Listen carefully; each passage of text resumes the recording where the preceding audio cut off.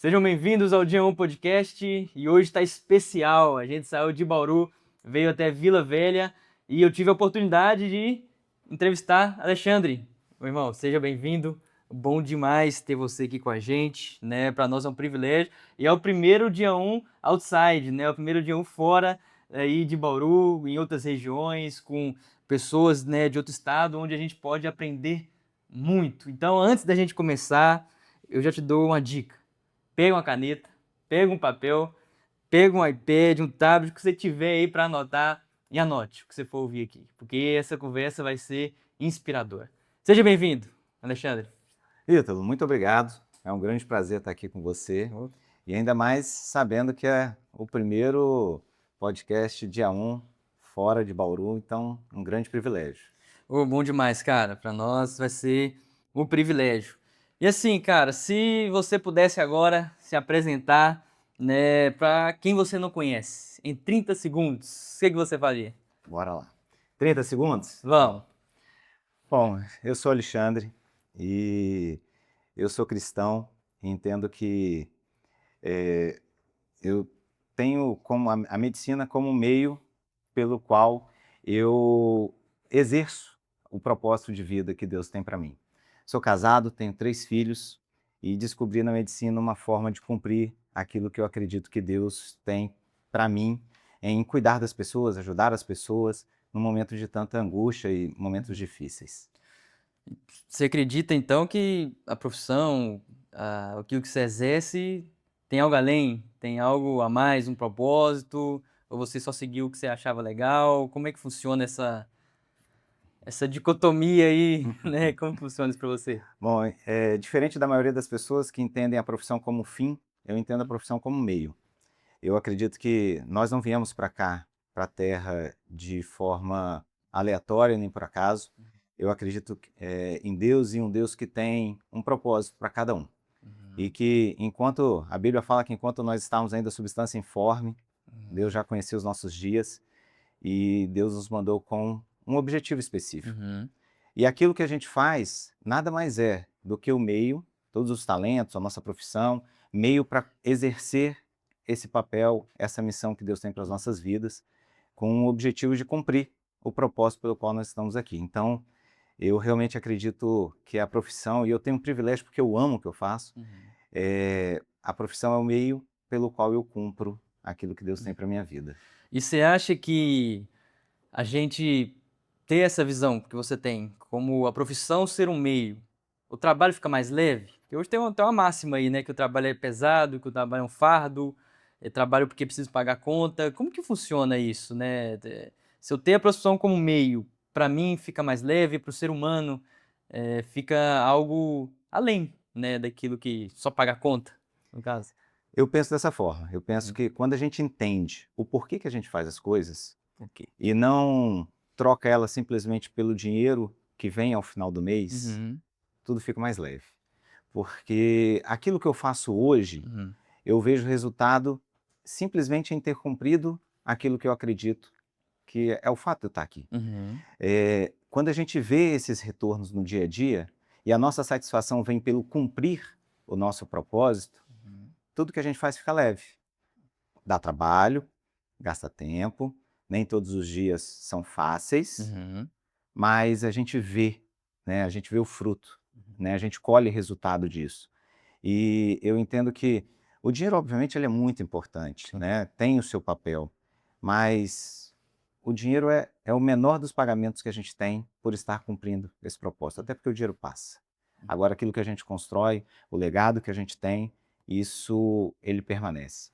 E eu ouvi uma frase o ano passado e que diz muito sobre essa questão e que me fez refletir muito sobre isso. Acreditando que Deus tem um propósito para as nossas vidas, isso eu trago de longa data, Uhum. mas eu ouvi uma frase que me fez meditar muito pelo que eu faço, pelo porquê que estamos aqui, que é: não roube do mundo a sua mensagem. E isso me motiva dia após dia. Se eu acredito que eu estou cumprindo o papel que Deus tem para minha vida, se eu acredito que Deus tem colocado pessoas na minha frente, e muitas delas através da minha profissão e no meu trabalho, fazer o que eu faço é um prazer. Então, acordar todos os dias e ter o privilégio de sair de casa para fazer isso, eu encaro como oportunidade, como privilégio e não como peso. Pô, show de bola, cara. E a gente já poderia encerrar aqui que já tava, né, a mensagem dada, né? Mas vamos voltar lá um pouquinho lá atrás, né? Você nasceu em Vila Velha, isso mesmo? Nascido e criado aqui?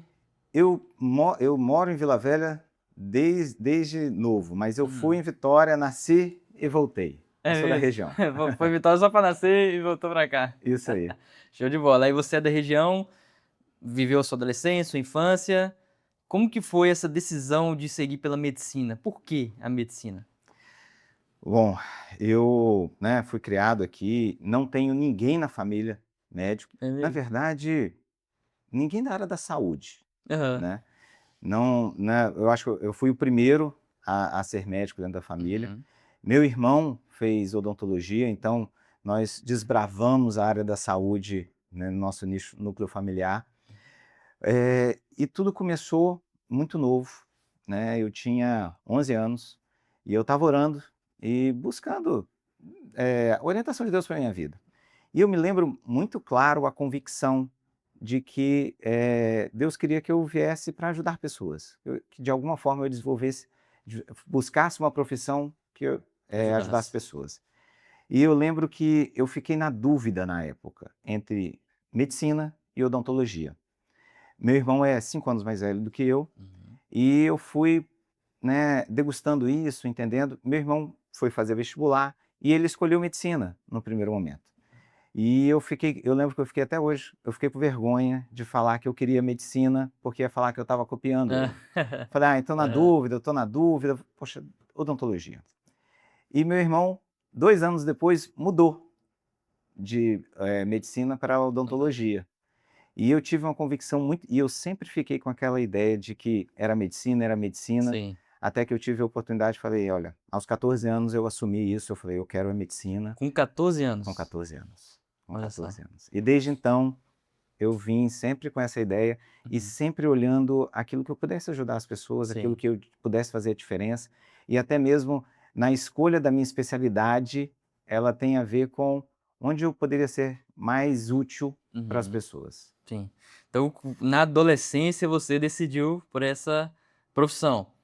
A Isso. partir daí, como que foi esse caminho para você construir, né? Porque você estava no ensino médio, 14 anos, provavelmente Uhum. é o primeiro ano do ensino médio, talvez, né? 14 anos era por ali, né? Provável, E provável. como que foi esse passo até você se formar no ensino médio, depois seguir esse caminho, né? Você cruzou o ensino médio já com isso na cabeça, com essa convicção. Isso. Cruzei com essa convicção. Por incrível que pareça, as minhas matérias preferidas não eram biologia e nem É química. mesmo, cara? Minhas matérias preferidas eram matemática e física, Olha só. e depois química, até Uhum. mesmo porque tinha cálculo químico, e só depois biologia.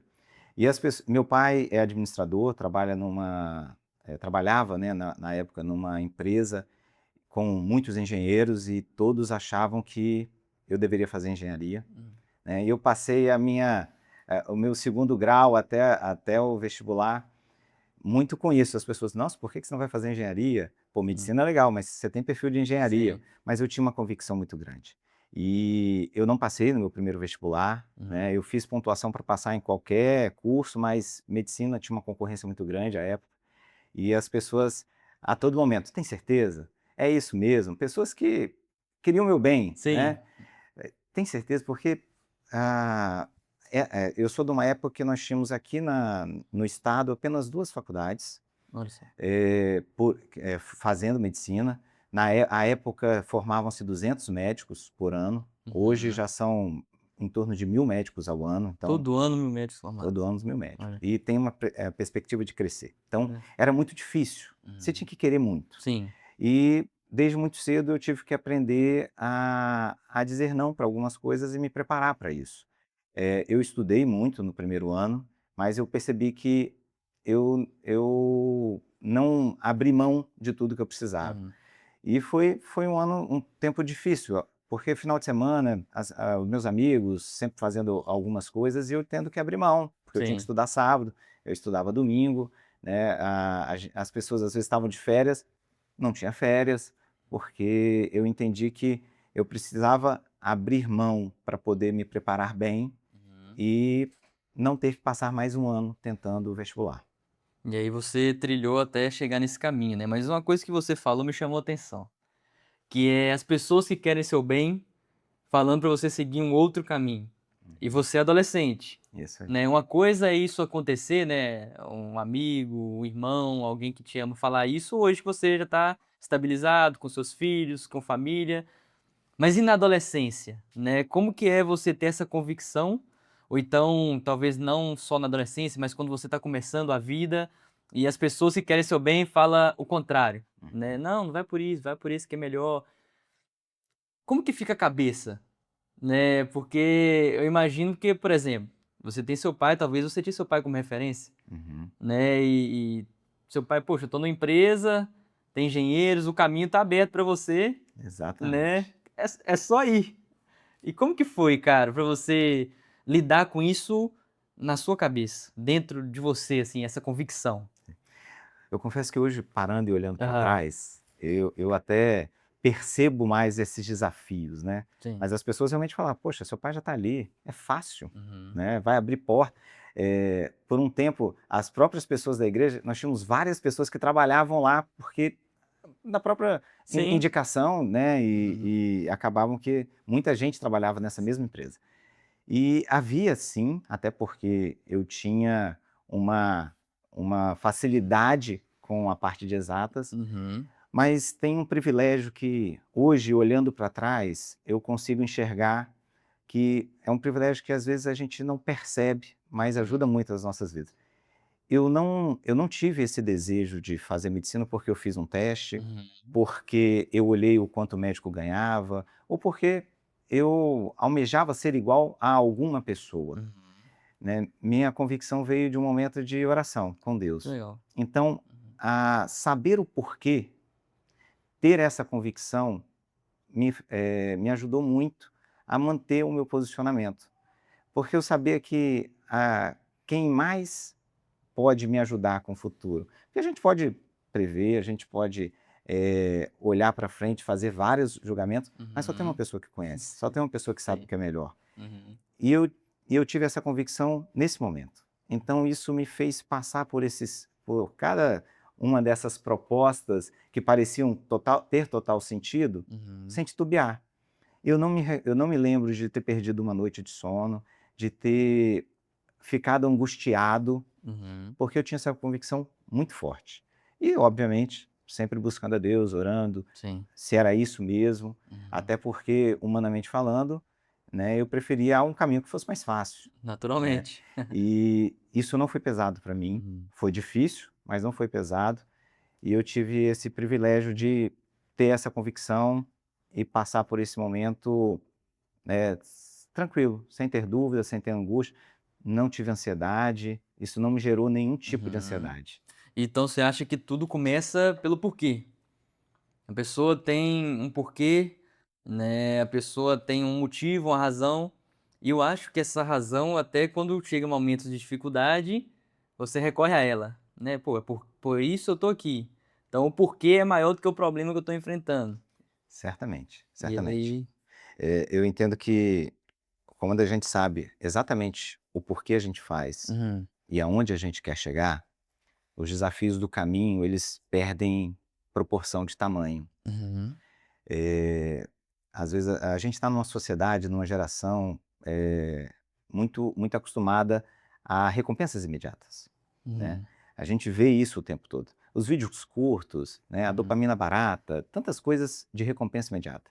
E aí as pessoas a nossa tendência é passar por uma dificuldade e paralisar na dificuldade, porque a uhum, gente só consegue enxergar a dificuldade e não consegue enxergar o além dela, né. uhum, E eu concordo com isso quando a gente entende o propósito, a gente sabe que o que a gente está fazendo nos leva até lá, uhum, fica mais fácil de passar pelo problema.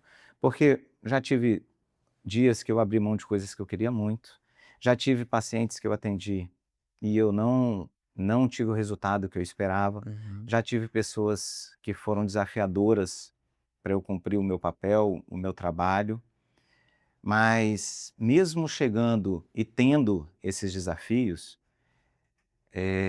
eu paro e penso no porquê. E aí o porquê do que eu faço não é a pessoa que de alguma forma não está alinhada com aquilo que eu penso, não é o paciente que eu não tive o melhor resultado, não é a pessoa que não entendeu aquilo que eu fiz. O porquê, ele é muito maior. Então, se a gente mantém o olho firme nisso, eu vejo que a gente consegue passar os desafios com muito mais propriedade e facilidade. E eu entendo também o seguinte, que esses desafios eles não vêm por acaso, Uhum. ele vem para nos fortalecer. Então, se eu tropeço por acaso no meio do caminho, aquela velha máxima, né, você tropeça numa pedra, né, em vez de você deixá-la ser um empecilho, sobe nela para você ter uma posição melhor para enxergar qual é o melhor caminho para você chegar e não passar por outras pedras como essa, né? A forma como você enxerga, então, as dificuldades muda tudo, né? Muda tudo, muda E tudo. eu entrevistei algumas pessoas também, a última delas, né, inclusive, a penúltima, foi meu pai. Uhum, E aí ele falou justamente isso, né, que ele contou a trajetória e alguns momentos difíceis que ele passou, mas sempre com o coração grato, sempre uhum. com uma oportunidade de aprender, de desenvolver. E a gente percebe que como essa visão, né, faz a diferença. Só de você mudar uma visão sobre alguma coisa que você já vai passar por ela, Uhum. já é diferente, né? Já te traz um ânimo, né, talvez. Sim, sim. E eu percebo que tem um padrão que, infelizmente, a maioria das pessoas tendem a sentar e focar no problema, Uhum. e falar do problema, e discutir do problema, e sofrer com o problema, e permanecer no problema, né? E eu aprendi uma vez e acho isso muito relevante, tem um problema? 10% do tempo você fala do problema e 90% da solução. Porque não vai ter um problema que, de alguma forma, você não consiga ter um caminho para passar por ele, né? A Bíblia fala que não tem nada que seja, nenhuma tentação ou desafio que seja superior para cumprir aquilo que Deus tem para as nossas vidas, que Sim. seja superior ao que a gente possa Uhum. suportar. Então, trazendo isso para o contexto do dia a dia, Uhum. tem um problema? Ok. Qual é o problema? Vamos conhecer o problema, mas simplesmente pelo fato de que eu preciso saber qual é o problema para enxergar quais são os possíveis caminhos de solução. Então, as reuniões, Uhum. eu gosto de ser pragmático quando a gente faz reunião. Tem um problema? Ok. 10% problema, 90% a gente vai discutir a solução, dar os encaminhamentos e sair desse ponto. E Uhum. não ficar marcando reunião em cima de reunião e no final de várias reuniões está todo mundo falando do mesmo problema e está todo mundo no mesmo ponto. E a solução fica de lado. E a solução fica de lado. 10% problema, 90% solução. Perfeito, cara. E antes da gente caminhar, ensino médio, medicina, como que foi esse início da trajetória? Você foi para a faculdade, se formou e qual que foi o primeiro contato com o trabalho, assim, quando você percebeu, puxa, agora eu sou médico. O que que mudou na sua cabeça? Uau! Quando chegou nessa parte da medicina, esse sentimento foi muito bacana. Uhum. Eh, o primeiro geralmente quando a gente está falando sobre isso, Hum. e o meu sócio gosta até fala muito. A gente nem gosta muito de ser chamado de doutor, porque Uhum. a primeira coisa que as pessoas tendem a pensar quando se torna médico é que ganha um DR na frente, Sim. que vira doutor e que doutor tem uma posição de destaque. Não, Uhum. eu não penso dessa forma. Eu penso que a gente faz parte de uma equipe para atender as pessoas e cada um tem o seu papel, e o papel do médico tem um papel muito específico que eu particularmente acho que é um papel muito bonito de acontecer. O que mudou foi um sentimento de responsabilidade muito grande. Eu saí da faculdade, eu queria aprender, né? A gente aprende na faculdade muita coisa, mas talvez a faculdade não te prepara para o dia a Uhum. dia, para a prática real, né? Ela te dá conhecimento, Hum. ela te dá, até certo ponto, prática, mas quando você tem uma prática com várias pessoas ao seu redor, num ambiente controlado, com um professor, com um residente do seu lado, você tem um ambiente protegido. Hum. E eu brinco que, quando eu era interno, eu prescrevia os pacientes tranquilamente, porque tinha uma pessoa do meu lado olhando. Sim. Quando eu fui para trabalhar mesmo, com o meu CRM, peguei meu carimbo, porque eu fui Uhum. prescrever a primeira dipirona, a mão tremia. Pra prescrever a primeira dipirona, a mão tremia. Porque você pensa, poxa, mas será que nesse paciente é o melhor? Será que ele tem alergia? E se acontecer isso? Uhum. Porque você não tem essa prática. Sim.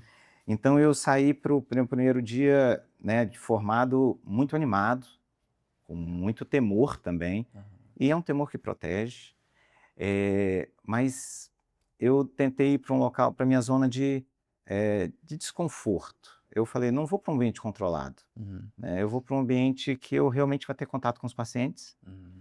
que vai ter carência e oportunidade para eu exercer meu trabalho e que eu vou Uhum. aprender. Então eu fui para um pronto-socorro, não para o pronto-socorro de hospital-escola, como eu estava Uhum. acostumado, fui para um pronto-socorro Suzão da vida, né, onde tinha muita Uhum. demanda, onde tinha também muita carência. Já foi pro campo no meio da guerra do negócio. Foi, e eu lembro que até hoje que eu cheguei, Uhum. fui para esse plantão, que era um local que eu queria trabalhar, porque eu sabia que eu teria oportunidade, Sim, né. você queria No no aprender o negócio. no ambiente de carência você tem muita oportunidade, Sim. né, sempre busquei, enxergar com esses olhos. Uhum. E eu lembro que eu comentei com o plantonista da época, eu falei: "Olha, eu sou novo, estou começando agora, não tenho experiência. Na verdade, eu tenho muito mais dúvida do que de fato conhecimento, mas eu tenho disposição". Então eu fiz o seguinte combinado: ninguém gostava de ficar atendendo a porta, né, que é aquele primeiro atendimento dos Sim, pacientes. Eu falei: "Olha, então eu faço o seguinte, eu fico de 7 às 19 atendendo, né, eu vou parar, vocês só me dão um tempinho para eu sair, almoçar e volto". Uhum. Geralmente o plantão ele é dividido em funções, e essa que ninguém queria dividia em horários para ninguém ficar o tempo todo. Uhum. Então eu falei: "Eu fico, só que quando eu precisar de ajuda, vocês fazem uma escala para me ajudar". Então eu atendi o plantão inteiro, praticamente sozinho, né, na linha de frente, Uhum. o que foi um grande desafio, também foi uma grande oportunidade. Sim. Então eu fiquei nesse plantão por um bom tempo e eu aprendi muito, Uhum. né. A única coisa que eu pedi é: quando tiver uma emergência, se eu precisar de ajuda, vocês não demorem para vir. Sim. De resto, vocês fiquem tranquilos, Uhum. quando precisar eu chamo. E aí eu atendi para todo mundo. E foi uma grande escola pra você, nesse momento. Teve al ca Dentro disso, assim, eu fico imaginando, né, eu fico às vezes viajando nas ideias aí, tentando imaginar, me colocando no lugar. Qual que foi a primeira, assim, experiência que você teve, talvez bateu o primeiro desespero? Não sei, um paciente que chegou, assim, num nível, que você pensou assim: "Rapaz do céu, vou precisar pelo menos pedir uma ajuda pra alguém aqui, porque esse aqui é a primeira vez que eu vejo, tá complicado". Uhum. Você lembra desse momento? Não? Eu lembro, a gente treina em manequins, né, Aham. mas tem alguns procedimentos que são vitais, né, como Uhum. intubação. Então a primeira Sim. intubação, mesmo já tendo feito no ambiente no manequim, já tendo feito no ambiente controlado, quando chegou o primeiro paciente, parada cardíaca, que tinha que reanimar, que tinha que intubar, que tinha que pegar Uhum. acesso profundo, eh, era a primeira vez que não tinha ninguém ali do Sim. lado, de que se eu tivesse uma dúvida, então eu me lembro exatamente. Até chamei o plantonista, mas eu falei: "Agora é minha responsabilidade", né, e aí foi fazer todos esse suporte ao Uhum. paciente, mas agora com o meu CRM, Sim. assumindo tudo A aquilo que eu sua falei. responsabilidade. Exatamente. Isso foi um temor no Uhum. início, mas ao mesmo tempo, uma grande satisfação de ter conseguido, Sim. eh, passar por esse desafio com Uhum. êxito, né. E a perna não treme, a Treme, visão começa a treme. ficar meio turva, não? Então, a perna treme, Sim. obviamente. Eu sempre gostei muito de urgência. Então, Uhum. eu fui para o desconforto de não ficar num ambiente controlado, mas esse, para mim, eu acabei forjando como sendo o meu ambiente de conforto. Então, o local de urgência e emergência, para mim, sempre foi um local que eu sempre gostei de estar, sempre Uhum. gostei de agir, porque me desafia e me faz ver um lado da medicina que tem resultados até quase que imediatos, Sim. muitas vezes. Então a gente aprende a saber, né, sentir que é um problema sério, Uhum. ter o temor de que é uma responsabilidade muito grande, mas ao mesmo tempo virar a chavinha e entrar no modo operação, né, e depois a gente respira fundo e fala assim: "Graças a Deus deu Deu certo", né. certo, terminou esse momento, Sim, e você consegue fazer uma leitura, né, depois que passa, né, sim, aquilo ali. sim. Se dentro disso você tem algum hábito, assim: "Poxa, eu passei por isso", e você volta naquele momento de: "Poxa, eu poderia ter feito dessa forma para ser talvez mais ágil, melhor. Isso aqui não fiz bem, vou manter. Você tem esse hábito de dar uma. Sim. Urgência e emergência a gente acaba aprendendo isso e são Uhum. boas práticas, né? E a gente aprende o antes e o depois. A gente chama de briefing e debriefing. Então, antes você combina com as pessoas, porque não pode ter dúvida do que fazer. Então, você combina com as pessoas e depois você senta e fala assim, o que a gente pode fazer de melhor? E aí a gente dá uma devolutiva para todo o time, né? Eu Tá. trabalhei no SAMU por 10 anos e lá Uhum. foi uma grande escola porque ainda mais desafiante do que o hospital, que não Uhum. era o hospital escola e que tinha muita escassez, nós íamos com um recurso limitado, que é uma ambulância. Não tem como Sim. você carregar um hospital inteiro dentro de um recurso móvel Tu trabalhou na ambulância da ali. ambulância. No Ah, SAMU eu fiz tá. todas as. Eu fui regulador, fui médico intervencionista na ambulância Uhum. e fui coordenador também. Então eu passei por todas as cadeiras ali praticamente. E lá o interessante você tem um recurso que é extremamente limitado, Sim. altamente customizado para o perfil, né? Então a gente tem o que realmente precisa, Sim. mas é um recurso limitado, que você vai para um ambiente que não é controlado, ou é rua, ou casa de alguém, ou algum local, né, fora do hospital, e com um time muito pequeno, porque a ambulância era eu, médico, um enfermeiro e um condutor que era socorrista. Então, o que às vezes a gente faz hoje no hospital, que você tem lá 6, 7, 8, Uma 10 equipe pessoas em mais. volta de um paciente grave, Uhum. lá você tem 3, fora num ambiente não controlado. Então você precisa entender muito bem qual é o papel de cada um, Uhum. qual é a sequência do que você faz, porque não adianta eu ter que fazer 10 coisas, mas existe uma lógica que aumenta a minha efetividade. Se eu pedir Sim. o que é menos efetivo primeiro, eu não só estou invertendo uma ordem, como eu estou atrasando aquilo que é mais efetivo. Então a gente aprende a ter todo esse racional. Então tudo isso era muito bem costurado e combinado com as pessoas. Então eu não preciso só saber de biologia. Não, Tem algo além disso aí. tem. Gestão, a logística da coisa, o caminho certo. Você precisa estar muito bem organizado antes de ir. E eu pressuponho também que no meio do caminho acontecem imprevistos. Uhum, E assim, você viveu muito isso. São 10 anos no SAMU, né? foram. 10 anos no SAMU, você já deve ter visto de tudo, basicamente. E como você lidava, assim, com o imprevisto? Como você... Poxa, aconteceu isso que a gente não planejou para contornar, para resolver de alguma forma. Qual que eram os passos que você tomava? Primeiro, quanto mais informações nós conseguíssemos antes, melhor. Aham. A gente ia se preparando mais para o caminho. Uhum. Eh, até o caminho, né, eu tentava somar não só a parte do paciente e a gravidade, mas entender onde era o local, como é que era o cenário, o que que eu poderia fazer, como fazer, e já pensando em cenários possíveis, para de alguma forma eu ter um plano A, B e C, Uhum. e mesmo assim, muitas vezes a gente chegava lá e era surpreendido.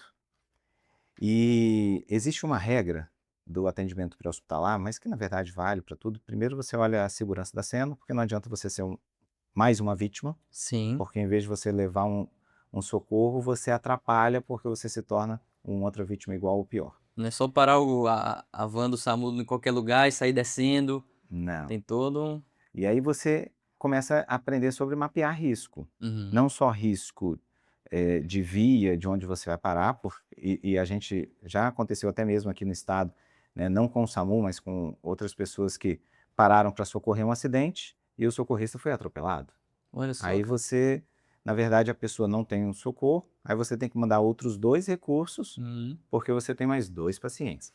Então, não só essa organização de cena, segurança e tudo mais, Sim. mas entender, dentro dos recursos que são limitados, aquilo Uhum. que de fato vai ser mais efetivo. Então, eu tentava sempre buscar como otimizar isso. E toda vez e a todo momento, né, a gente tomava uma ação e observava o resultado. Toma uma ação e observa o resultado. É o PDCA que roda várias vezes ali, né? A Uhum. gente, a gente faz o planejamento, a gente executa, a gente analisa e a gente vai fazendo ele Sim. novamente. E a gente acabava fazendo isso e ia observando, sempre buscando ser mais estratégico. Porque já teve situações, e é algo, até um tema que eu sou apaixonado, que é incidente com múltiplas vítimas ou catástrofe, onde você tem uma desproporcionalidade entre a demanda e o recurso. E aí você Hã. precisa saber muito bem como que você vai condicionar esses recursos. Já cheguei numa ambulância com 3 pessoas, onde tinha uma pessoa em parada cardiorrespiratória, insuficiência respiratória e outra em crise convulsiva reentrante. E como que você faz para atender Sim. 3 ao mesmo tempo? Aham. A lógica comum é: vai todo mundo para o mais grave e deixa os outros. Mas será que essa é a melhor? Hum. Né, então a gente acabava buscando como fazer. E aí Sim. tentando explicar isso sem entrar muito no técnico, Aham. nessa situação de 3 vítimas, eu tinha um que, se não tivesse uma intervenção imediata, a cada 1 minuto ele perdia 10% de chance de sobrevida, que é uma parada cardiorrespiratória, e Rapaz. que eu preciso de minimamente Hã. 2 pessoas para fazer suporte básico de vida e minimamente 3 para fazer o avançado.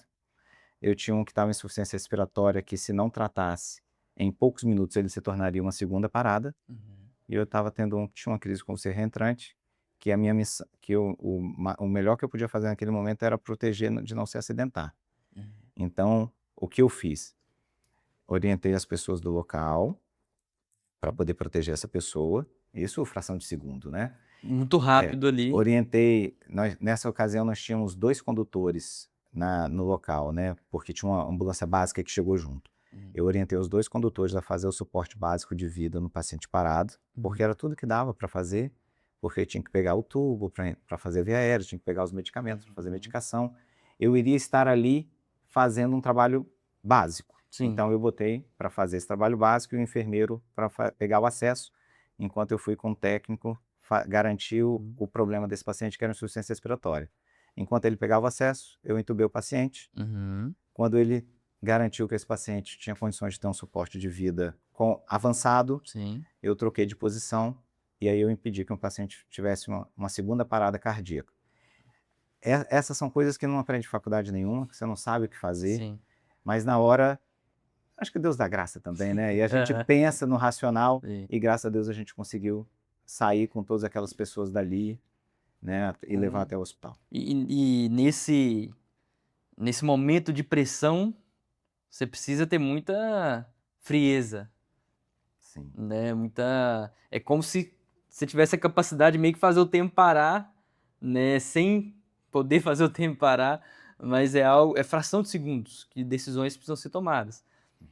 Você precisa, se preparar antes, no sentido agora não falando na técnica, no conhecimento médico, no sentido pessoal, você precisa tentar prever alguma coisa, quando você está no caminho ali, a sua mente já vai tentando pensar possibilidades. Qual que é o melhor caminho para lidar com a pressão nesse momento? então, você ter segurança do que você faz é importante, Uhum. e como você falou, não só Uhum. da técnica médica, né, você precisa ter segurança também de outras técnicas. E, como eu te falei, eu gosto muito do incidente com múltiplas vítimas. E o incidente com múltiplas vítimas, ele tem algumas premissas, e que elas funcionam para esses atendimentos, mas hoje a gente usa para muita coisa que a gente faz. E, a começar, né, diz que no múltiplas vítimas você tem 3 Cs e 3 Ts. E ele começa pelo primeiro C, que é comando. Ele precisa Comando. ter comando. Uhum. Se você tiver 2 pessoas dando ordem, vai gerar confusão, ainda Uhum. mais numa situação de urgência. Uhum. Então, se você tiver num ambiente controlado, 2 pessoas dando ordem, a sua equipe, ela passa a ter dificuldade, porque ela não vai saber para quem seguir. Sim. Então tem que ter Imagina bem claro quem é o comando. quem é o comando. Quem é o comando. Então, Então isso aí, só rapidinho, isso precisa ser estabelecido antes. isso precisa ser estabelecido antes. Uhum. Então, tem que ter um comando, Tá. e não pode ter disputa nesse momento, Uhum. porque senão você vai dividir a sua equipe, e aí você divide ainda mais suas ações. Uhum. O segundo é comunicação. Também não adianta você ter um comando e essa comunicação Uhum. não chegar até lá. Então a gente acaba, né? Por isso que eu falei, a gente combina antes, como é que vai fazer, o que cada um faz, Sim. o que é importante, quais são os erros comuns, e a gente valida com a equipe: olha, nós vamos agir dessa forma, por isso, por isso, por isso, tem dúvida, não tem? Então a gente chega combinando isso, né? E, obviamente, a gente vai, à medida que vai acontecendo as coisas, a gente vai aprendendo e vai aperfeiçoando esse briefing inicial. E depois é controle, né? Não adianta você ter um bom comando, você ter uma boa comunicação e você não observar seus resultados.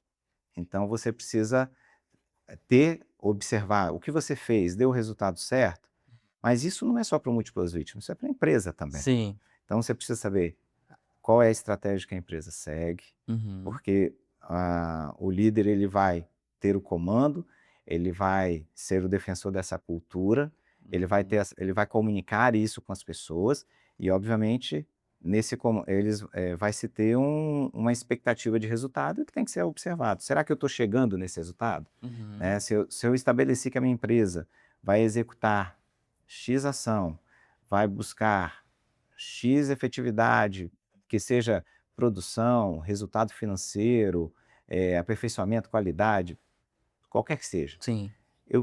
Existe uma meta e tem que existir as métricas que eu vou acompanhando ao longo do tempo para saber se eu estou chegando lá. Uhum. E aí, lá da urgência, no meio de um incidente com Sim. múltiplas vítimas, até, né, como CEO de uma empresa, Uhum. são os mesmos princípios. Os mesmos princípios. São os mesmos princípios. E isso eu pressuponho que essa experiência na medicina, no SAMU, na pressão, no dia a dia, te ajudou a viver como empresário hoje. Ajudou muito, porque além de trazer o conhecimento Uhum. do que é útil, a gente, na medicina e nos serviços que a gente trabalha de urgência e emergência, a gente tem uma questão que é diferente de boa parte dos negócios. Sim. Porque se eu estou tratando com paciente, se eu estou tratando com urgência, eu estou dentro de um hospital, Uhum. eu estou tratando com um serviço que não para. Uhum. Eu estou tratando com um serviço que o tempo também é vida. Sim. Então, estava até discutindo com uma pessoa especialista de processos sobre o desafio do setor de saúde para alinhar processo. Porque muitas vezes, você executa um processo, ele não tem o efeito necessário, né, esperado, as pessoas talvez não atendem à expectativa, você para Sim. todo mundo, reúne o time e conversa com eles. Uhum. Né, e alinha, olha, por isso, e junta todo mundo numa sala e fala. Porque se você tem uma oficina, o carro vai ficar parado ali, você junta todo mundo, vai ter um atraso de tempo, mas o carro pode esperar. Sim. Mas na assistência à saúde, não. Eu não posso deixar o paciente desassistido. Então, eu tenho o desafio de fazer tudo isso e Uhum. continuar a minha operação, que em geral é de urgência e emergência, garantindo o atendimento de urgência e emergência, porque os pacientes não podem esperar. Sim. E, ao mesmo tempo, tendo o mesmo alinhamento diversas vezes, em momentos diferentes, mas Uhum. garantindo que todo mundo vai ter o mesmo Sim. entendimento, que é um grande É desafio. um desafio grande, né. Desse E jeito. como que foi, cara, esse momento que você estava ali na medicina seguindo, né, o seu projeto, o seu sonho ali, aquilo que você estudou para fazer, e você pensou: "Vou empreender", né. Quando que surgiu isso? E quando, né, quando eu falo isso de quando surgiu, é quando foi literalmente seu dia um na área do empreendimento, né. Não é quando você teve vontade, não é quando você sonhou, porque eu creio que muitas pessoas têm vontade, sonham sobre isso, ainda mais hoje, né, com muita divulgação sobre empreender, mas o dia um é quando você dá o primeiro passo, né. Quando Uhum. você deu esse primeiro passo, assim: "Cara, eu vou empreender", entrou em contato com o primeiro cliente, ou então com a primeira pessoa que você chamou para ser sócio, ou você sozinho. Qual foi seu dia um, cara? Como foi esse momento? Bom, eu lembro até hoje quando a gente idealizou, né, Uhum. hoje a gente tem uma empresa de prestação de serviços médicos, são 15 anos que a gente está fazendo Oh, agora, então vamos debutar mês que vem. legal. Eh, eu lembro exatamente nesse dia, e tem muito a ver com o que a gente conversou, né, 10% problema, 90% solução. Sim. Eu estava coordenador do SAMU à época, e o meu sócio, gerente estadual de urgência e emergência, e foi um período muito importante para a saúde, em especial da urgência e emergência. Muito daquilo que hoje são bases que sustentam o serviço de urgência e emergência do Estado, foram construídos naquela época. Então, aprimorou a linha de atendimento ao trauma, foi criado uma linha de cuidado do infarto, que até então não tinha isso tão bem estruturado. O AVC também, onde a gente passou a ter um serviço equiparada a países de primeiro mundo, Olha que legal. fazendo trombólise de paciente. Então passou a ter um hospital referência, passou a ter uma equipe, fazer a trombólise, fazer até mesmo outros procedimentos mais avançados. E tudo isso foi construído nessa época. E nós também aperfeiçoamos o SAMU, dando mais estrutura, melhorando a logística e a gestão. Porque não era só eu ter uma equipe preparada, não era só eu mandar essa equipe para atender o paciente. Porque eu, quanto SAMU, eu entendia que eu sou responsável por aquilo que eu mando para atender e por aquilo que eu não tenho recurso para atender. E meu recurso era finito. A gente começou a melhorar essa organização e logística para que eu pudesse atender melhor, maior número de pacientes e mais rápido. Então a gente começou a melhorar bastante.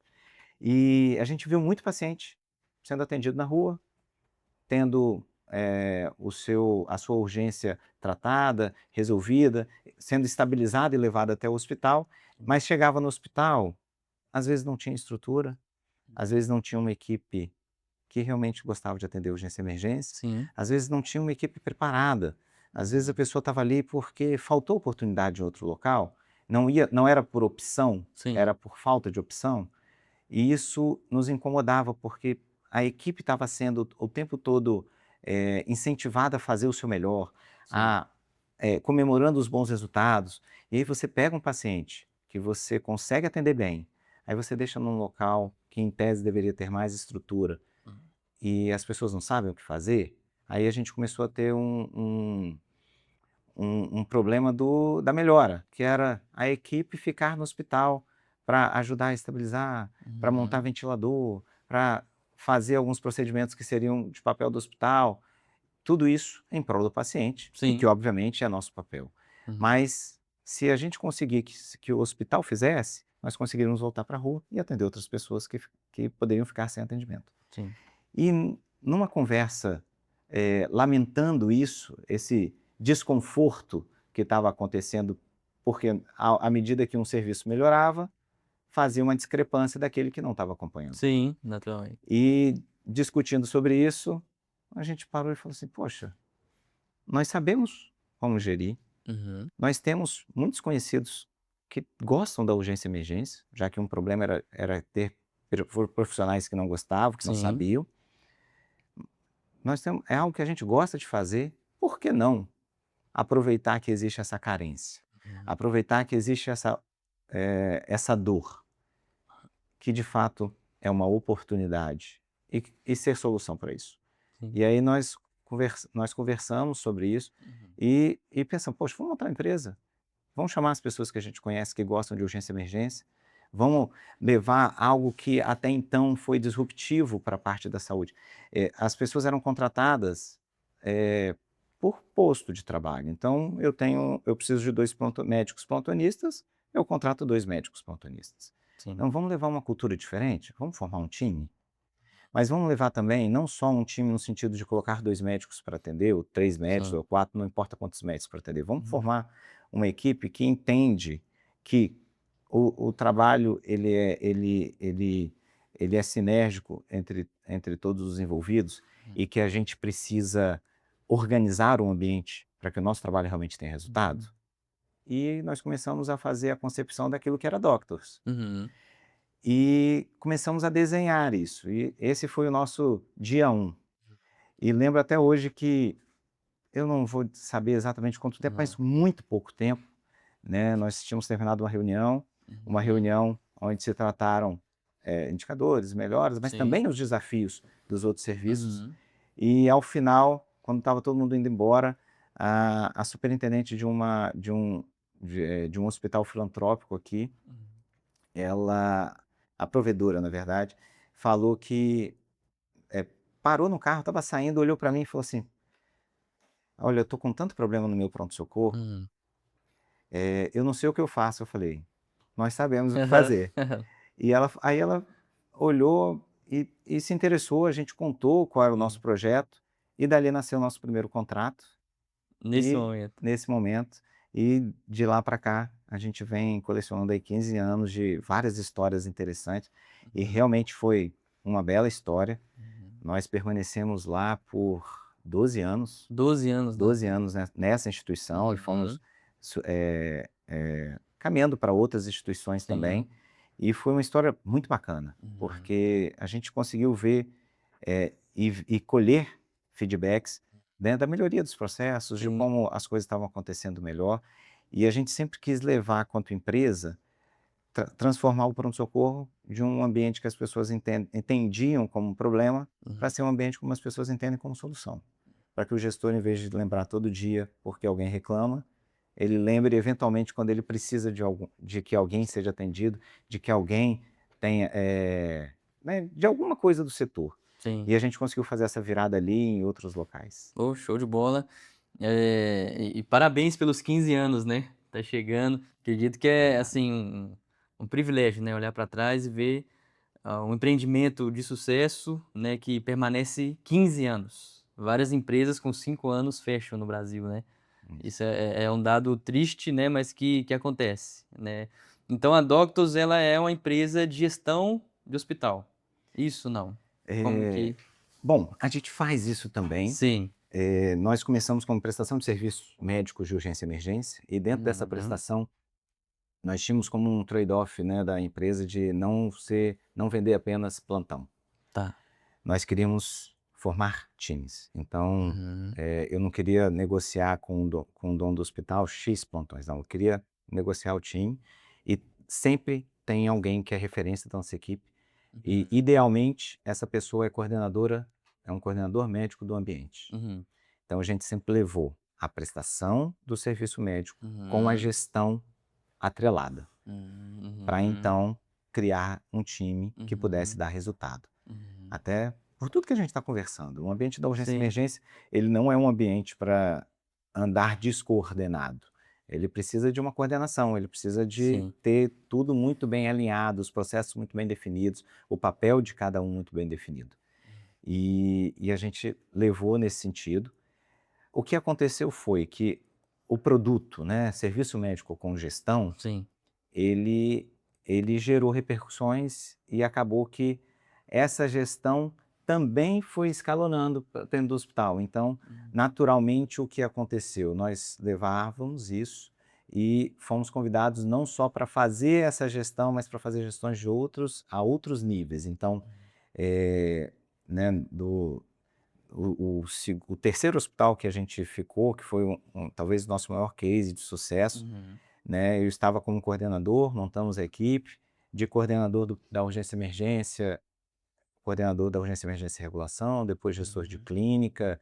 Na época do Covid, um grande desafio, foi o segundo maior hospital em número de UTIs Covid, dedicada para o Covid do Brasil, No Brasil, e no vocês Brasil. estavam... Nós estávamos com a equipe médica e Uhum. eu estava como gestor que cuidava da regulação, dos dados do hospital, da gestão clínica do hospital. E a gente teve o prazer de conseguir fazer uma organização, uma máquina mesmo, Sim. de conseguir atender pacientes com muito sucesso. Nós recebíamos, em média, 33 pacientes de UTI por dia. 33 pacientes, 31 de UTI por dia. Ou seja, Rapaz. eram 3 UTIs que se Uhum. enchiam e mais um paciente a cada dia. A cada Então era um dia. número assim impressionante. Uhum. E com todos os seus desafios do Covid, Sim. porque nós tínhamos 60 leitos de isolamento, Uhum. a maior parte desses pacientes chegavam como suspeito, e nós tínhamos que ter um mecanismo de classificar esse paciente para que ele pudesse ser levado para um leito não isolamento com segurança. Sim. Então, saber se ele era Covid ou não era Covid, muito rápido. Então, Uhum. na época, a gente estava tendo diagnóstico demorando de 4 a 5, 7 dias. Lá nós conseguimos fazer isso com menos de 24 horas. Olha só, cara. Com menos de 48 horas, desculpa. Uhum. De 24 a 36 horas depois. Oh. E isso foi muito bacana. Sim. Né? Ao longo desse tempo, eu fiquei à frente de março até novembro, quando então vem outro desafio. E nós chegamos no auge do Covid a receber mais de 30 pacientes dia, né, Por dia, cara. em média, né, Uhum. no auge do Covid. E, assim, você entrou num tema aí da Covid que foi algo mundial, que assustou todo mundo. E você particularmente era gerente desse hospital, era gestor desse hospital. Isso. E Quando você recebeu essa notícia da Covid, você estava antes da Covid ou você entrou no meio? Eu entrei antes, Uhum. né? Nós ficamos por 7 anos dentro do pronto-socorro, com esse papel, né, de coordenação do pronto-socorro Sim. e equipe, e foi um case muito interessante porque até então a gente tinha um histórico sempre de pronto-socorro, é um hospital público, 100% SUS, Uhum. e um histórico de corredor, recusa de atendimento, Uhum. ambulância. O hospital que a gente substituiu, enquanto coordenador do SAMU, eu tinha um indicador que era quantas ambulâncias por mês ficavam retidas no hospital e quantas Uhum. ambulâncias por mês ficavam mais de 2 horas esperando para ser atendida. Uhum. Então, era um ambiente muito desfavorável. Sim. E a gente conseguiu passar para ter uma média de liberação das ambulâncias menor de 15 minutos. Chegava, era Show. classificado, passava para o médico e ia embora em até 15 minutos. A média era menos de 10. E não ter retenção, porque antes eu tinha hospital retendo 20 ambulâncias, porque precisava da maca. Sim. Lá nós não tínhamos retenção de Show. ambulância.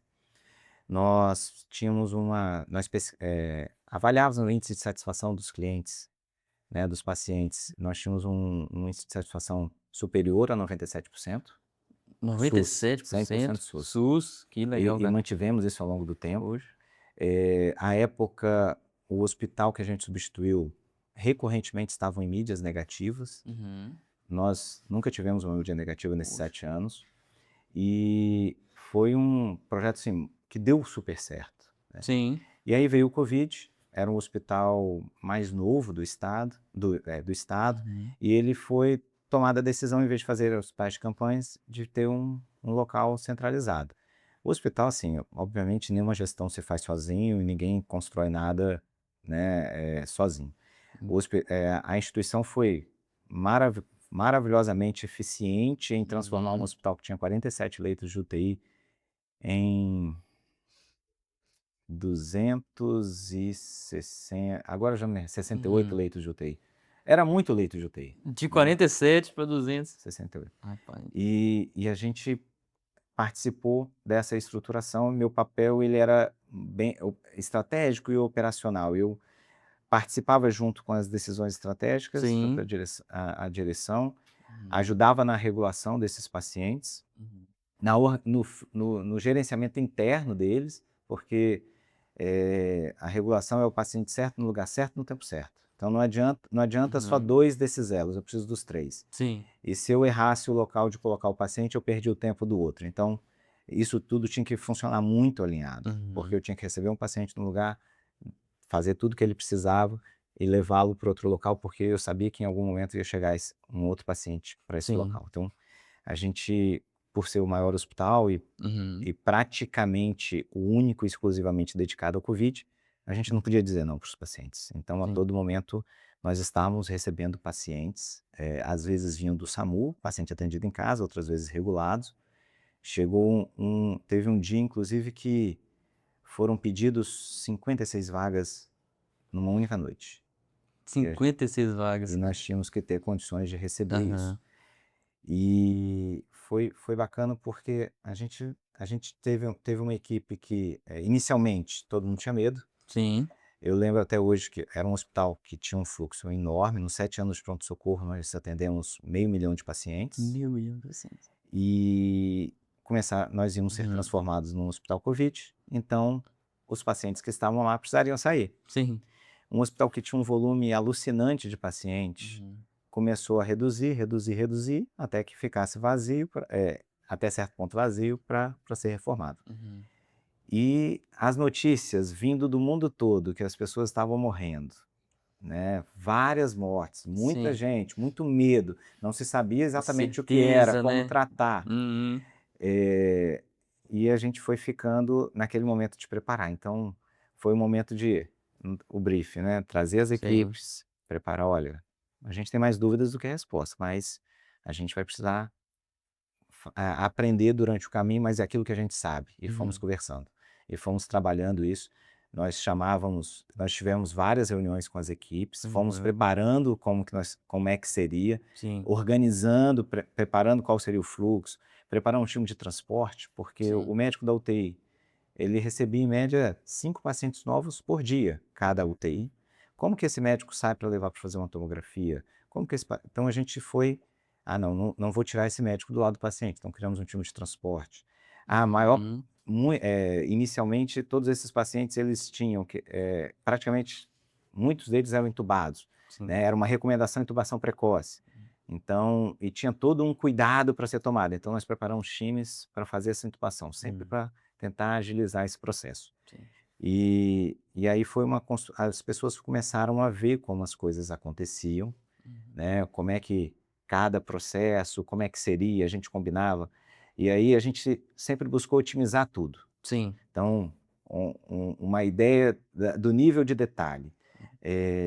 Nós tínhamos, quando vai numa emergência, você geralmente tem uma maleta de emergência. Uhum. E nós tínhamos muito receio, porque se você abre essa maleta de emergência para fazer a intubação, e havia uma séria preocupação de que quando você intuba um paciente, gera aerosóis e contamina o ambiente, vai contaminar essa maleta, e eu não poderia usá-la de novo. Só que os frascos de medicamento eu não consigo esterilizar, então, em tese, eu abri a maleta e teria que jogar fora. Sim. Era um medo da época. Uhum. Então, nós resolvemos empacotar cada medicamento. Uhum. Só que, se fosse o intensivista tem uma cultura de processo de intubação. O anestesista tem outra. E aí, se fosse o time de anestesia, eles elegeram uma sequência de intubação. O de intensivista, outra. Então, Outra tudo bem. sequência.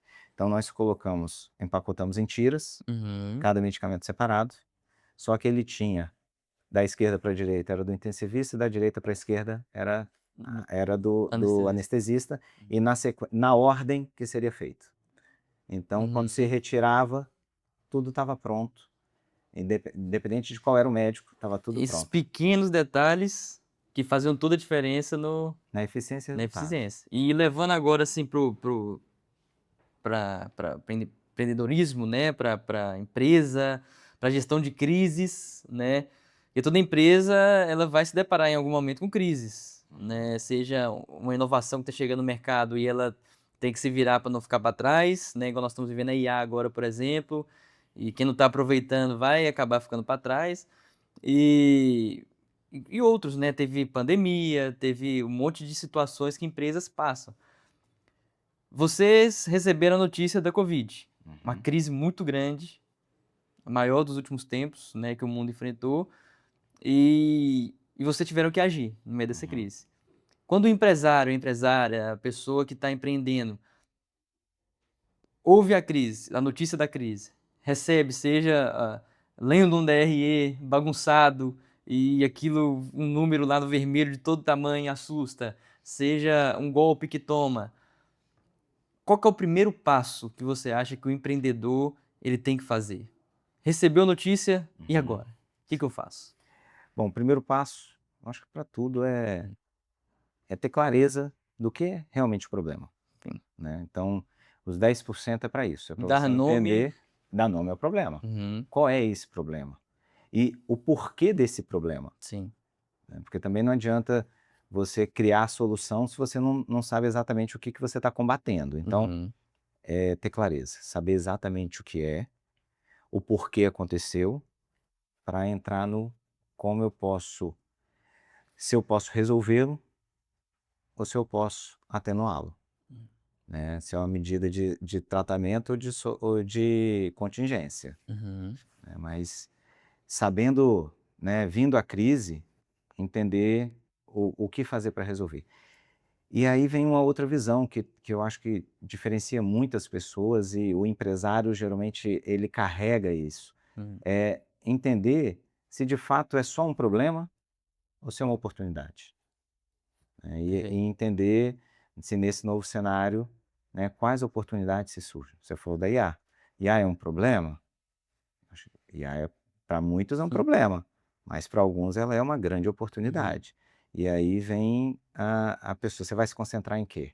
Você vai falar só do problema, só lamentar o que você não tem, ou vai entender qual é o cenário e dentro daquilo que você faz, daquilo que você tem lá do início de propósito, Uhum. daquilo que você construiu, por que você construiu a sua empresa, e aproveitar essa oportunidade para potencializar o seu produto, o seu negócio. Uhum.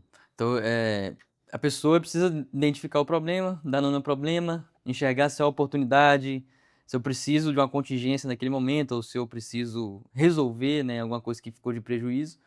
E identifiquei o problema, né, dei nome, eu converso com o time, se eu tenho um time, eu chamo todo mundo. Qual que é o momento de anunciar, por exemplo, a equipe, um problema, né? E como, né? E como Uhum. anunciar esse Sim. problema, se... Eu digo que tem quatro etapas Uhum, da gestão e da solução de qualquer empresa. sim. A primeira dela é clareza. Então, se você quer partir né, do problema Uhum, ou partir daquilo que você faz, é clareza do seu negócio. Então, primeiro é ter clareza. Depois, se é um problema que é unicausal, eu uhum, deliberadamente fiz algo ou né, acidentalmente fiz algo e sou eu o causador e basta eu mudar e vai resolver um tratamento. Mas é algo que é da empresa toda. E eu preciso colocar, né, envolver a empresa nessa solução, vem o segundo ponto, que são pessoas. Em que sentido? Você tem um time.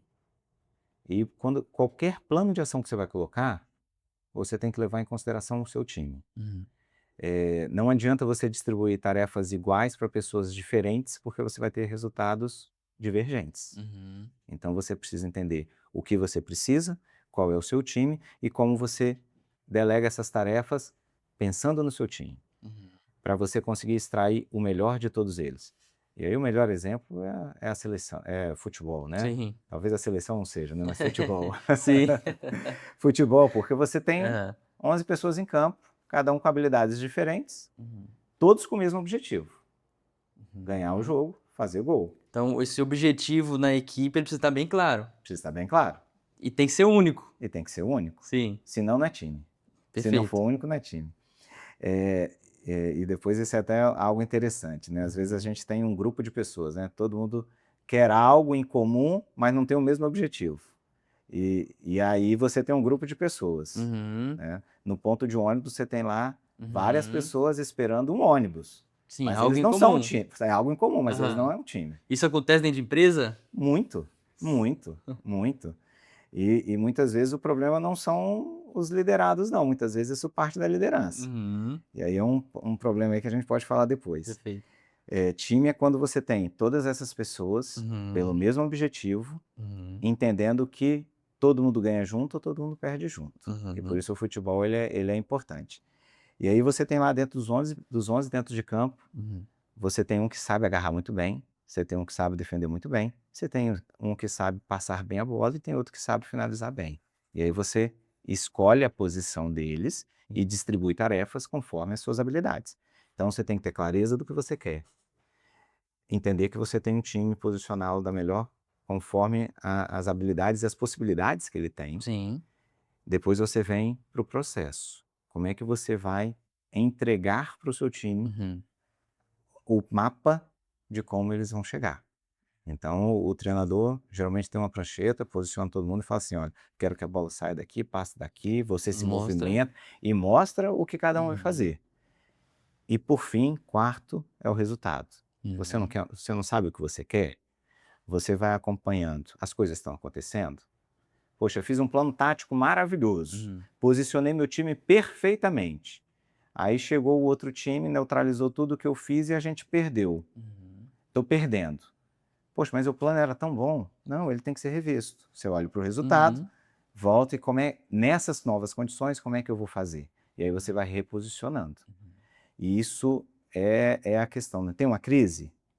A crise geralmente ela vai entrar nesse momento, onde você sabe o que você quer, sim. você conhece seu time, você posicionou o seu time, mas não chegou no resultado que você queria. Uhum, Aí você não esquece o que você quer, mas tem clareza daquilo que mudou, reposiciona seu time, combina novamente os processos e vê se vai dando certo e vai de tempo em tempo avaliando. uhum. E aí o que as pessoas muitas vezes confundem você tem tempo para cada coisa, Sim. né? Você de tempo em tempo, você acompanha, você olha o horizonte para onde você quer chegar. Quer saber Uhum. o porquê você, lá da nossa início da conversa, Sim. o seu porquê. Uhum. E de pouco, em métricas menores, você vai olhando se você está chegando até lá. Uhum. Se você quer ganhar, vamos falar de dinheiro, né? Se Sim. você quer faturar, sei lá, vamos fazer para a conta ficar fácil, 600 mil no ano. Uhum. Se chegou janeiro, eu não faturei 50, eu tenho que estar atento. Se chegou no meio do ano, eu não faturei 300, eu tenho que rever minha rota, Sim. né? Agora, se chegou no meio do ano, eu faturei 300, poxa, estou seguindo o meu plano, tá Uhum. tudo certo, né? E aí eu vou avaliando de tempo em tempo. Sim. E eita, quase quebrou o negócio. Mas o dentro disso aí, né, que você falou, aquela questão que você citou, daquele problema. As Uhum. pessoas têm algo em comum, mas nem sempre tá indo para o mesmo objetivo, né. Quando que surge esse problema na cultura, que você acha? Igual, por exemplo, uma empresa que tem lá seus 10, 15, 20 funcionários, 50 colaboradores e cada um tá ali, cada um tem um objetivo, né, e naturalmente todo mundo tem seus sonhos particular, vida particular, mas quando entra ali precisa ter um caminho. Como que a gente consegue criar uma cultura de todo mundo indo para o mesmo caminho? Então, eu aprendi de uma pessoa que eu respeito muito Uhum. pelos seus resultados e que numa palestra ele bateu isso muito forte. Foi o Bernardinho, do vôlei. Perfeito. Ele falou algo que eu nunca esqueci, que é o líder, Uhum. ele é o guardião da cultura. Líder é o É o guarda, guardião da cultura. exato. Então, primeiro, você é o dono, a gente está falando de empresário, Sim. né? Então, o empresário é o dono, Uhum. montou o seu negócio e sabe o porquê montou. Uhum. Ele tem que saber como chegar lá. Uhum. E ele vai definir a cultura da sua empresa. E ele tem que guardar essa cultura. Ele tem que ser o guardião. Ele vai ter que comunicar. Cultura não é algo que as pessoas vêm sabendo. Cultura não é algo que todo mundo tem a mesma. Então, se ele tem o seu negócio e sabe o que ele quer com o seu negócio, ele tem que comunicar quais são os seus valores, o porquê que ele está ali. E as pessoas precisam saber disso. E ele, a todo momento, vai ter que comunicar. E ele comunica de duas formas. Comunica falando, e aí você vai ter os encontros onde o líder vai falar, vai ter as apresentações de time, onde ele vai colocar, vai ter os rituais da empresa, onde ele vai comunicar, vão ter os painéis na parede, onde ele vai comunicar. Mas talvez esse seja o primeiro passo, mas ele não se sustenta se ele não tiver o segundo passo, que é, ele também comunica quando ele negocia essa cultura e permite que pessoas que não se adequam à cultura e vão contra essa cultura permaneçam no time, Uhum. sem nada fazer. Quando ele abre essa brecha, ele enfraquece completamente a cultura. E aí vem aquela grande discussão, mas ele é tão bom. Mas o quão bom ele é? Será que ele é melhor que o meu time inteiro? Uhum.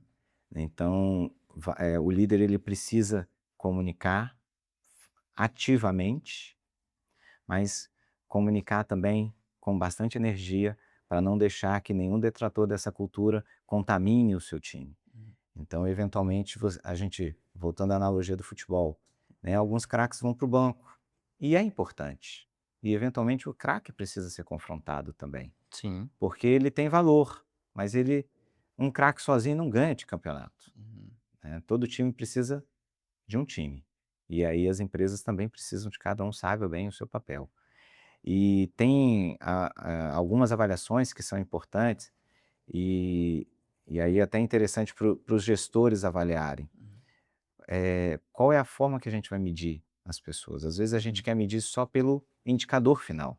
Sim. E medindo pelo indicador final, a gente acaba percebendo muitas vezes craques e acaba negociando a cultura porque esse craque vira uma estrela e ele quer tratamento diferenciado e no final a companhia afunda Hum. porque um craque só não vai sustentar. Ele precisa analisar a performance geral. Existem pessoas que têm a capacidade de estar no mesmo ambiente e pode ser até, não necessariamente ela vai ser a pessoa que mais performa individualmente, mas existem pessoas que conseguem coletivamente fazer o time performar inteiro. Então, às vezes, time de venda, isso hoje é muito fácil de medir. Às vezes você tem o vendedor que vende lá 50% da empresa, enquanto outros 5 dividem o outro 50%. Sim. E aí você pensa, poxa, esse cara é meia empresa, mas às vezes ele está, na verdade, roubando as vendas dos Tá outros. sugando. Ele está usando de estratégias para melhorar o número dele e não da empresa. Sim. Ao passo que você bota pessoas estratégicas, em vez dessa empresa vender X, vende 2X. Mas não tem alguém que vende 50. Todo mundo vendeu o dobro. Sim. Porque você tem pessoas que têm a capacidade de influenciar bem esse ambiente. Então, a gente tem que mudar a métrica de como o médico mede performance para ajudar até mesmo a defender a cultura, que foi o que a gente falou, né? Sim. Então, não dá para ter estrelas. Uhum. Se o objetivo final é a empresa performar bem, manter isso claro e entender como é que a gente chega melhor lá, mas não, nem sempre a velocidade é melhor performance. Às vezes a gente vai um pouco mais devagar, mas chega mais longe quando a gente constrói isso de forma sólida. Então, Cris, ser intencional, né, é muito importante, né, para que isso aconteça. E pensando dentro disso, a cultura, eu ouvi uma frase uma vez, né, que não lembro quem falou agora, mas fala que tudo que você tolera e tudo que você celebra vira cultura. Né? Então você falou, você vai tolerando aquele cara ali, ele vai virar cultura na sua empresa. Aquilo, as pessoas que vão chegar novas vão olhar para aquele cara e, assim que funciona, eu vou, né, ser assim também, né? Isso é em tudo. Você vê, por exemplo, né, o que já aconteceu em time que eu fiz parte, né? Tinha um que chegava atrasado, aí você vai tolerando o atraso. O outro novo que chegou também chega atrasado. Aí o outro novo que chega, ele até chega no horário no início, mas depois ele vê que o que estava mais tempo atrasa, vai atrasando. E esses detalhes, né, precisam estar atentos, né, na cabeça do empreendedor. Só que entra um desafio, que é o quê? A maioria das pessoas que começam, e muitas vezes começam do zero, começam com prestação de serviço. Né? Então, muitas pessoas que nos ouvem, muitas pessoas que participam do nosso podcast também, começaram prestando serviço, né? Então, assim, estavam ali, eu vou fazer um bom serviço e vou receber por isso. A demanda foi crescendo, vou pagar alguém para fazer, e daqui a pouco tem um corpo de empresa, né? Como que esse dono, né, que começou prestando serviço, está acostumado a prestar serviço, a cabeça dele, né, desde sempre foi prestando serviço, e faz com muita excelência, faz com qualidade, como que ele pode virar essa chave para pensar também no estratégico? Porque o que vai sustentar a visão é o estratégico, né? O que vai criar a cultura é o estratégico. Então, como que o empreendedor que começou dessa forma, ele vira essa chave para ser mais estratégico, para ser mais intencional, para ter uma visão da sua empresa, para onde ele quer ir, onde ele quer chegar? Você tocou num ponto que é muito importante e, olha, a grande maioria das empresas padecem disso, né? Geralmente, o empreendedor é um cara que sabe fazer algo muito bem feito, começa a fazer, Sim. dá sucesso, tem sucesso, a agenda enche, ele geralmente prestava serviço para alguém, se desvincula e passa a prestar esse serviço no seu CNPJ Isso. e começa a construir tudo ao redor dele. Mas passa um tempo, aí ele tem mais demanda, a agenda cresce, fatura mais, isso é extremamente razoável e coerente, e ele vai faturando mais, vai aumentando sua agenda, até que chega um momento que ele não consegue mais crescer, porque ele ficou preso nessa operação, porque ele construiu algo ao redor dele. Isso tem nome até, né? Isso chama paradoxo do fundador. Aquilo que te levou para esse nível de crescimento começa a ser aquilo que te impede de crescer mais, porque ele já não tem mais tempo de aumentar a agenda. Ele já não consegue mais fazer exatamente aquilo. E aí, muitas vezes, esse empreendedor ele vai para um segundo passo, que faz parte do caminho coerente, mas ele entende que sozinho ele não consegue. Aí é o passo seguinte, né? Ele contrata pessoas. Só que ele está tão sobrecarregado que ele contrata as pessoas e tem dificuldade de desenhar um processo e ensiná-las exatamente como é que ele faz. Então ele mostra um pouco e tende a delegar, às vezes abandonar o processo, porque ele já não Sim. consegue equilibrar tudo, então fala, você cuida disso que eu vou fazendo aquilo. E cresce mais um pouco, Uhum. mas ele não se isso não se sustenta por muito tempo porque essa pessoa não faz igual a ele, acaba caindo a qualidade, Sim, ele precisa voltar e olhar e apagar alguns incêndios e continua sendo dividido com essa função. sim. Isso é a história natural de 90, para não dizer mais, dos pequenos e médios que começam a crescer, É verdade. né. Como fazer? Primeiro, tem que ter clareza, né, tem que saber exatamente, tem que ter conhecimento, porque a gente também não consegue tomar uma decisão de algo que a gente não conhece e não enxerga. Ele pode até não querer se tornar assim, mas precisa saber como não se tornar. E você falou muito bem,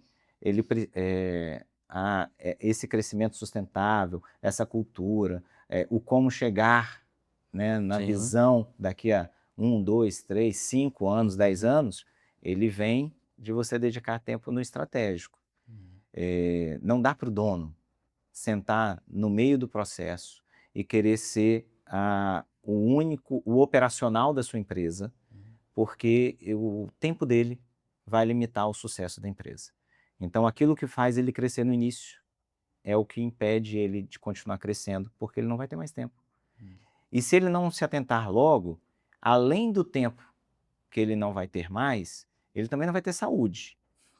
E É. muitas vezes, alguns também passam a não ter famílias, Uhum. porque ele acaba negociando o seu tempo, dedicando tanto para a empresa e acaba perdendo a harmonia das outras questões, e aí você vai ver um dono que está cansado, que está exaurido, com burnout, ou mesmo infartando, ou, ou passando por problemas emocionais, porque perde a família, perde os filhos, Uhum. e acaba que ele passa por um problema que é muito sério, né? Ele primeiro fica não ele passa pela fase que ele não consegue mais parar, porque está preso do operacional, depois ele passa a ter um problema financeiro, porque ele começa a contratar as pessoas, mas ele não consegue escalar faturamento. Sim. E aí o que sobrava deixa de sobrar, e ele já Uhum. não consegue mais ver como fazer isso escalar, então ele passa a ter esse problema financeiro. Sim. E no final ele começa a olhar para o seu negócio não mais com aquela paixão do início, porque aquilo que era paixão está virando prisão. Uhum. E ele não pode parar. E geralmente os empreendedores, na grande maioria do Brasil, eles começam com dívida. Então ele está faturando bem, mas ele tem dívida para pagar, Sim. né? Ele tem um passivo construído. Uhum. E isso tem decepcionado muito. E você falou que realmente, com 5 anos, a maioria das empresas não sobrevive. Uhum. Indicador é de 80%. De 100%. 80% das empresas, das pequenas e médias empresas, quebram nos seus primeiros 5 anos. Né? Ou seja, empreender no Brasil é um desafio Uhum. e sobreviver é um desafio maior É. ainda. Como fazer? Salvar tempo para o estratégico, Uhum. buscar conhecimento, aprender com quem já passou por isso Uhum. e entender que se você quer crescer, você tem que entender. Aí vem as estratégias e inúmeras estratégias de gestão que tem que entender e aplicar para cada negócio, mas existe algo que é uma linha guia para todas. Entendeu qual é o seu produto?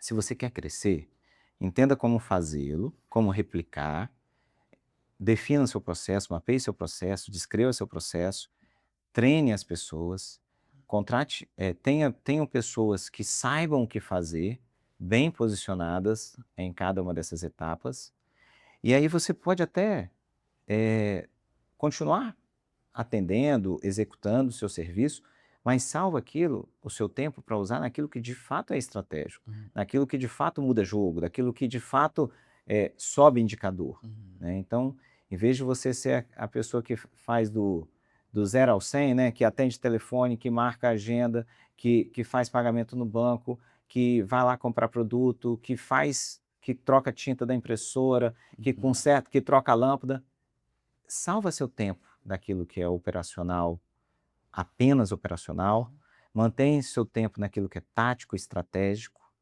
e constrói um time que vai te dando suporte para isso. E preferencialmente, isso para o empreendedor. Se você quiser realmente ser empresário, comece a entender como é que você escala isso sem você precisar estar de fato no operacional. Uhum. Então, aí muita gente tem feito hoje, né? Se ele é muito bom executor naquilo que faz, e geralmente são, Sim, o que te diferencia? O que você faz que realmente é diferencial dos outros? Então, entende isso, cria, coloque pessoas para fazer, e aí você vai deixar de ser, vai ser não só um empreendedor, mas vai ser um empresário. E aí sim você vai conseguir crescer, escalar e não ser dependente do seu operacional. perfeito, cara. E pra gente caminhar aqui pro fim, né? Depois dessa última aula aí, eu espero que você que esteja vendo esteja anotando, porque tem sido assim, é algo que as pessoas precisam se despertar, né? Os empreendedores precisam se despertar. E se você pudesse agora estar de frente com todos os empreendedores, né, nesse momento que estão começando, né? Estão começando um projeto, estão começando uma empresa, uma ideia, né? A pessoa tem uma empresa, às vezes até já divulgou para alguém, tem um contrato, dois. A pessoa está começando agora, tem um sonho, né? De viver, de sair aí da CLT também, né? De empreender, de ter um projeto ou faz bem alguma coisa, igual a gente comentou aqui, nas pessoas que começam, geralmente faz bem alguma coisa e querem empreender nessa área. Que conselho você daria, né, para esses empreendedores, para esses eh, corajosos, né, que decidem, né, ser autônomos para tornar aquilo uma empresa sólida, né? Que conselho você daria para quem está começando agora? Vamos lá. Primeiro, saber exatamente o que a pessoa quer fazer, Uhum, né? Entender qual é o produto que ela quer entregar e qual é o valor desse produto e para quem esse produto realmente tem valor. Às vezes existem produtos bons sendo entregue para um perfil de cliente que não é o adequado. Então, ter clareza o que ela quer realmente fazer, e isso é importante para ela definir bem o seu produto, não pulverizar demais, né? Hoje a gente vê que o sucesso ele vem em você realmente entender o que você faz, saber replicar isso, dar força naquilo e não pulverizar a sua energia. Então, qual é o seu produto? Saber quem é o seu cliente ideal, definir qual é o processo para que você consiga produzir mais e entregar melhor o seu uhum. produto. E aí vem Jeff Bezos, né, Da da Amazon. Amazon. As pessoas querem cada vez produtos melhores, mais baratos, mais rápido. Uhum. Então, entender o como você vai melhorar o seu produto, entregar melhor, gerar maior valor para o seu cliente e mantenha firme nisso, né? Se manter firme, porque vão ter dias bons, mas também vão ter dias que não vão ser tão bons assim. Mas se você sabe o que quer, né, bota a sua força ali, né, mantenha, avalie sim o como, se está sendo, você está alcançando seus objetivos, entenda que não é da noite para o dia que se forma uma empresa de sucesso. Muitas vezes você vai, e em geral você vai tomar risco, seja financeiro ou não, esses riscos você vai ter que tomar, mas produto, cliente, processo e buscar conhecimento. Talvez o grande desafio é o empreendedor saber o como fazer, ouvir pessoas que já passaram por esse início, antecipar os desafios, saber aquilo que é passageiro, aquilo que deve ser evitado. Então, buscar por conhecimento, buscar pessoas que são pares nesse desafio ou que já passaram por isso para aprender delas. Então, hoje é muito mais fácil você encontrar um grupo de empresários e ir até eles, né, estar com eles, sentar Uhum. na mesa de pessoas que passam por isso e aprender exatamente como extrair o melhor aprendizado de tudo isso e aplicar no seu negócio. Perfeito, cara. Esse incentivo ao empreendedor é importante porque conheço e já converso com vários deles que no momento difícil, a primeira coisa que vem na cabeça é: "E se eu fizesse outra coisa?", né? Para onde que eu vou? O que que eu faço, né? O que que eu preciso fazer para sair desse problema? Será que é abandonar o que eu estou fazendo, né? E esse momento, né, de um empreendedor que está há 15 anos fazendo alguma coisa, falando para quem está começando, é essencial, né? Então, obrigado pelas Uhum. dicas, obrigado por disponibilizar seu tempo para falar com a gente, obrigado por compartilhar o seu conhecimento.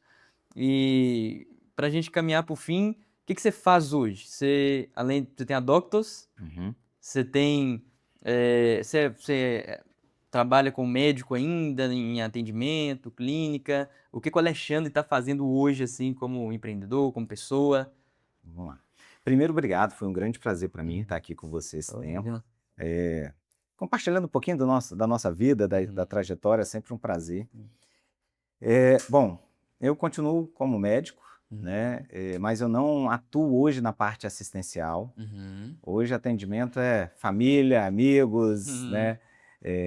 Mas não, eu não tenho um consultório hoje onde eu tenho agenda e que eu faça esse atendimento. Sim. Eu tenho a Doctos, continuo, né? Estou como CEO da Doctos, e continuando a nossa operação de prestação de serviços médicos, Uhum. buscando crescer, ganhar em qualidade e excelência. A Doctos, inclusive, a gente entende que nós temos um negócio que deu certo e que fez muito e que faz muito sucesso, Legal. mas a gente entende também que a gente não pode viver só na nostalgia do passado, então a Sim. gente está buscando sempre aprimorar. E hoje a Doctus ela tem se posicionado como um suporte aos médicos que gostam do perfil de urgência e emergência, para não só ser um local onde eles podem trabalhar, mas ser um local onde pode dar suporte para eles de uma forma geral. Então, a gente tem hoje a gente acolhe os novos médicos, eles passam Uhum. aqui até para conhecerem o que é a Doctus, qual é a nossa Sim. cultura, o que a gente Legal. defende, porque Uhum. eles nos representam lá onde estão. Nossos coordenadores são incentivados a todo momento para estarem levando isso para eles, e a gente quer continuar sendo não só um local que presta esse serviço centrado no paciente, buscando condições para que o médico exerça bem o seu papel, como dando suporte para ele também fora dos plantões, na sua Uhum. vida profissional. E eu, quanto Alexandre, eu também sou diretor comercial, de uma instituição aqui, Legal. então eu faço essa divisão de trabalho, Legal. eu cuido da parte estratégica do comercial Uhum. e entendendo que tudo isso que a gente tem feito é algo que precisa ganhar força, que precisa Uhum. ganhar volume, que as pessoas precisam ouvir e aprender, nós temos criado um ambiente para os profissionais da área de saúde, Uhum. empresários, empreendedores da área de saúde, médicos, mas não só médicos, onde a gente tem levado conteúdo, conhecimento, um ambiente de troca para eles, que Legal. é a EnjoyMed, Uhum. um projeto que a gente tem muito carinho, porque toda essa experiência que a gente adquiriu ao longo desses 15 anos, Uhum. a gente consegue antecipar muitos resultados para os Que novos. legal. Então, em vez de errar ou esperar os processos, algum tempo a gente consegue encurtar essas distâncias, Uhum. consegue poupar problemas, ajudá-los a começar certo, a entender de que se quer crescer, é melhor antes você previne os problemas do futuro e vai gastar muito menos energia e ter muito Uhum. mais resultado com isso. Então nós temos feito a EnjoyMed nesse sentido. Legal.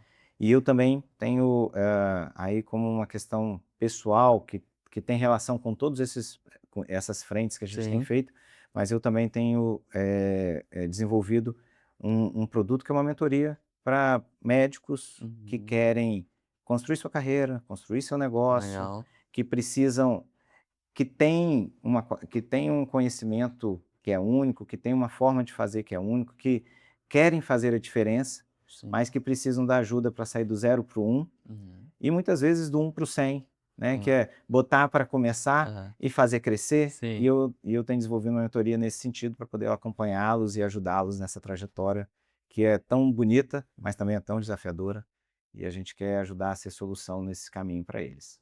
Show de bola, cara. Perfeito. Eu vou deixar aqui para vocês que estão assistindo o Instagram da Doctos, da Enjoy e do Alexandre. O Instagram dele pessoal, que tem uma galera top que cuida da mídia dele, que eu vou deixar o Instagram dessa galera também para você acompanhar lá, para você seguir. Vou deixar aqui na descrição do podcast e vai estar passando aí QR Codes, né, ao longo do episódio e você pode estar acompanhando eles aí para ver o trabalho, ver o que fazem. Beleza? Gente, esse é o dia 1. Alexandre, mais uma vez, obrigado, cara. Obrigado pelo seu tempo, obrigado pela disposição. E você que assistiu esse episódio, né, se inscreva no nosso canal. Você vai poder acompanhar mais episódios como esse. Segue a galera aí que a gente está colocando, né, o QR Code, os links aqui embaixo. E não desiste. O dia 1, né, tá aí para você começar, para você ser incentivado. São histórias reais que inspiram pessoas reais. Nosso objetivo aqui é trazer gente que está vivendo, está fazendo acontecer, que enfrenta desafios, dificuldades, mas que não desistiram, que viveram o seu dia 1 e, como ele disse aqui, né, saíram do 0 para o 1 e do 1 para o 100, que avançaram também. Então, Deus abençoe você e até o próximo podcast.